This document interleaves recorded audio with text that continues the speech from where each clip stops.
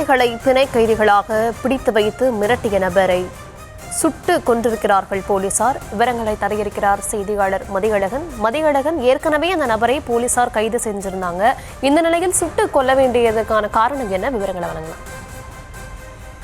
மும்பையினுடைய புவாய் பகுதியில் ஒரு ஸ்டுடியோவில் குழந்தைகளை மர்ம நபர் ஒருவர் கடத்தி வைத்திருந்ததாக தகவல் கிடைத்திருந்தது. இந்நிலையில் போலீசார் அந்த ஸ்டுடியோவை முற்றுகையிட்டு அந்த ஸ்டுடியோவிற்குள் நுழைய முயன்று இருக்கிறார்கள்.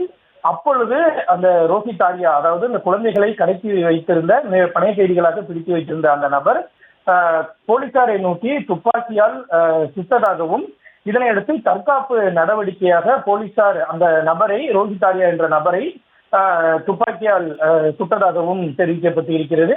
இதில் படுகாயம் அடைந்த அந்த ரோஹித் ஆர்யா என்ற நபர் மருத்துவமனையில் அனுமதிக்கப்பட்ட நிலையில் தற்பொழுது அவர் உயிரிழந்திருப்பதாகவும் தகவல்கள் வெளியாகி இருக்கின்றன.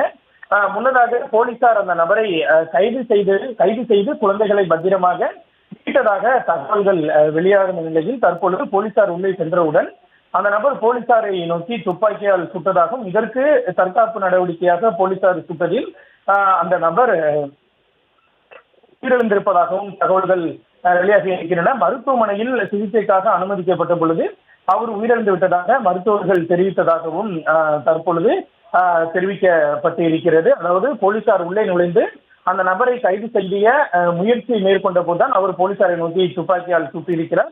இந்த நிலையில் ஒரு தற்காப்பு நடவடிக்கையாக காவல்துறை திருப்ப துப்பாக்கியால் சுட்டதில் அந்த நபர் உயிரிழந்திருப்பதாக அறிவிக்கப்பட்டிருக்கிறது. விவரங்களுக்கு நன்றி மதியழகன்.